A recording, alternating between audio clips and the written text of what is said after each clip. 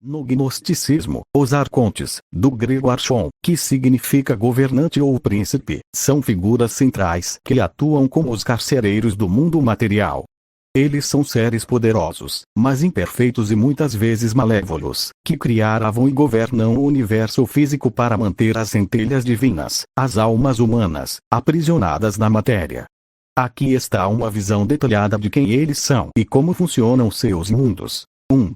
A origem dos arcontes segundo a cosmologia gnóstica, especialmente no apócrifo de João. Os arcontes não foram criados pelo Deus verdadeiro, o Pleroma, mas por Yaldabaoth, também conhecido como o Demiurgo. Yaldabaoth nasceu de um erro ou de um desejo solitário de Sofia, sabedoria, uma emanação divina que tentou criar algo sem o seu parceiro espiritual. O resultado foi uma criatura com rosto de leão e corpo de serpente, ignorante de sua origem divina, que passou a criar os 7 arcontes para ajudá-lo a governar o caos. 2. Os 7 arcontes e as esferas planetárias. Os gnósticos associavam os 7 arcontes principais aos 7 corpos celestes visíveis a olho nu na antiguidade. Cada arconte governa uma esfera ou céu que a alma deve atravessar para retornar ao reino espiritual. 3. Os mundos dos arcontes, a Hebdomad, o reino dos arcontes é chamado de Hebdomad, o sistema das 7 esferas. Prisão cósmica. Para os gnósticos, o céu estrelado e os planetas não eram sinais de beleza divina, mas as grades de uma prisão concêntrica. Cada esfera possui portões guardados por um arconte. O destino em Marmene. Os arcontes criaram o conceito de destino ou astrologia para controlar os seres humanos. Através da influência dos astros, eles impõem leis morais, necessidades físicas e sofrimento para que a alma nunca desperte. A matéria, o mundo físico abaixo das esferas, é o reflexo mais denso e sombrio desse poder, onde a alma se esquece de sua verdadeira casa, o Pleroma, devido ao vinho do esquecimento oferecido pelos arcontes. 4. O papel da gnose, conhecimento. O objetivo do gnosticismo é zerar a influência dos arcontes. Isso é feito através da gnose. Despertar. Perceber que este mundo é uma ilusão e que você não pertence a ele. Senhas espirituais. Os textos gnósticos ensinavam que, após a morte, a alma precisaria de conhecimentos específicos, orações ou nomes secretos, para passar pelos arcontes em cada esfera sem ser capturada e enviada de volta para a reencarnação. Resumo: os arcontes são os administradores do sistema. Seus mundos são as esferas planetárias que cercam a Terra, funcionando como filtros que impedem a luz divina de voltar à sua fonte. Superá-lo significa transcender as leis da física, do tempo e do destino material. No gnosticismo, a visão de Jesus é fascinante e muito diferente da visão cristã tradicional. Para os gnósticos, Jesus não é o filho do Deus que criou este mundo, o Demiurgo/Yaldabaoth, mas sim um enviado do Deus verdadeiro, o Pleroma, que está muito acima dos arcontes.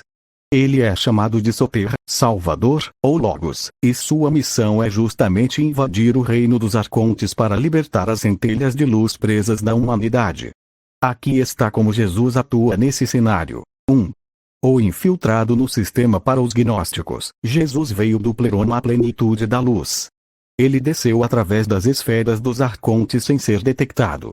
Muitas correntes gnósticas acreditavam no docetismo. A ideia de que Jesus não tinha um corpo de carne real e pecaminosa, criada pelos arcontes, mas sim um corpo de luz pura que apenas parecia humano para que ele pudesse se comunicar conosco.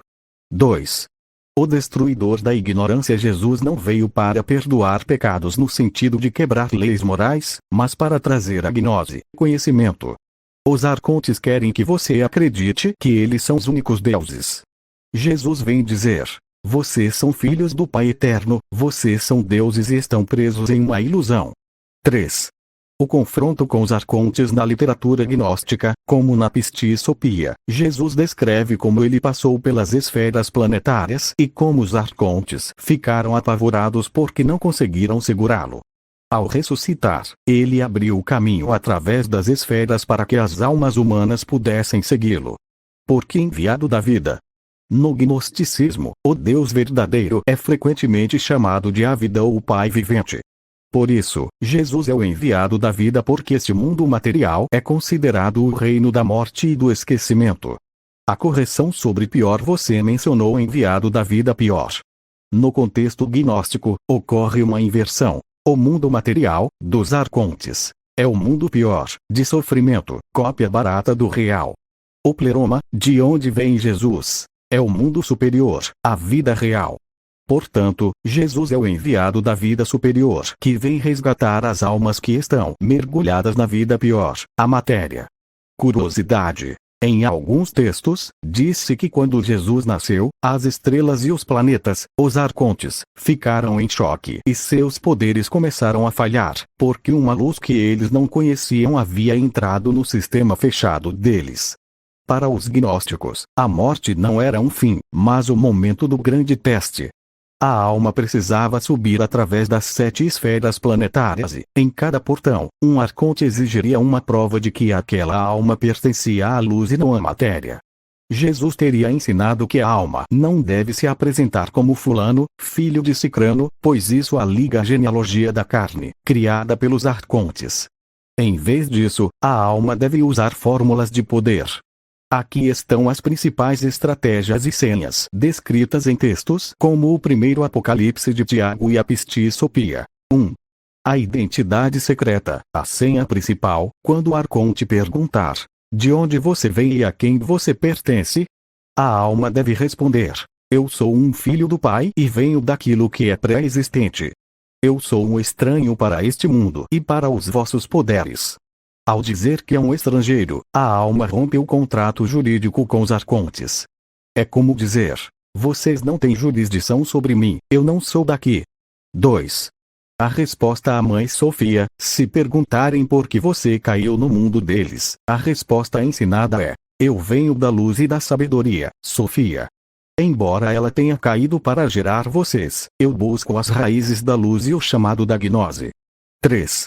Os nomes e selos em textos mais ritualísticos. Jesus ensina que a alma deve carregar selos, símbolos mentais, e saber os nomes secretos dos guardiões. O ato de desviar o olhar.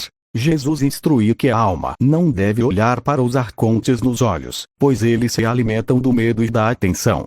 Deve-se focar na luz que brilha acima deles. Os nomes de poder. Em algumas correntes, nomes como Ial, Sabaoth e Adonai eram usados, mas com o entendimento de que eram poderes capturados que agora serviam ao iniciado que conhecia o segredo. 4. As 3 defesas fundamentais de acordo com os ensinamentos secretos. Para zerar os 7 arcontes, a alma precisa provar 3 coisas no momento da passagem: pureza de origem, provar que sua centelha interna é mais antiga que o universo material. Desapego total. Mostrar que nada na terra, dinheiro, família, prazeres ou dores, ainda aprende emocionalmente. Se você tiver um fio de desejo pela terra, o arconte o puxará de volta. O conhecimento do sistema. Mostrar que você sabe que o arconte é apenas um funcionário ignorante e que você conhece o Deus verdadeiro. O resultado. A unidade com o pleroma. Ao passar pelo 7º arconte, Saturno/Uranus, a alma atravessa a cortina e entra no pleroma. Lá, ela deixa de ser um indivíduo isolado e se torna parte da plenitude. Os arcontes ficam zerados porque perderam sua fonte de alimento, a sua energia vital. Essa é a resposta de quem alcançou a gnose, o desapego e a compreensão de que a verdadeira essência não pertence a este sistema. Não no gnosticismo, esse não é a ferramenta mais poderosa. Quando a alma não reconhece a autoridade nos arcontes e não sente falta de nada que eles criaram, o sistema deles simplesmente deixa de funcionar para você. É como se a prisão continuasse existindo, mas você já não ocupasse mais a cela. As 7 esferas, a Hebdomad, funcionam como uma engrenagem cósmica projetada para filtrar, diminuir e aprisionar a luz. Cada uma delas impõe uma camada de esquecimento sobre a alma. Aqui está a descrição de cada uma, da mais densa, mais próxima da Terra, a mais sutil, o limite final. 1. A esfera da Lua, o portão da geração, arconte, frequentemente associado a Iao. Domínio. É a esfera mais próxima do mundo físico. Governa o crescimento, a umidade, os ciclos biológicos e a reprodução. A prisão. Aqui a alma é ligada aos instintos básicos e ao corpo físico. É onde se decide a forma que você terá na próxima encarnação. 2. A esfera de Mercúrio, o portão da astúcia, Arconte. Frequentemente Sabaoth, em algumas versões. Domínio. Governa a mente inferior, a fala, o comércio e a manipulação. A prisão. Prende a alma através da mentira, da lógica puramente materialista e da distração intelectual. É a esfera que nos faz acreditar nas ilusões do mundo através das palavras. 3. A esfera de Vênus, o portão do desejo, Arconte. Frequentemente Astapaios. Domínio. Governa as paixões, a luxúria, os prazeres sensoriais e os apegos emocionais. A prisão. É uma das esferas mais difíceis de cruzar, pois ela usa o amor carnal e a busca pelo prazer para seduzir a alma e fazê-la querer ficar na matéria. 4.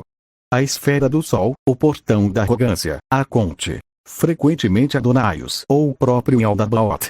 Domínio. Governa a autoridade, o ego, a fama e o brilho falso. A prisão. Aqui a alma é tentada pelo orgulho. O Arconte se apresenta como um deus de luz, tentando enganar o iniciado para que ele o adore, em vez de buscar a luz real, o pleroma. 5. A esfera de Marte, o portão da ira, Arconte. Frequentemente Eluaios.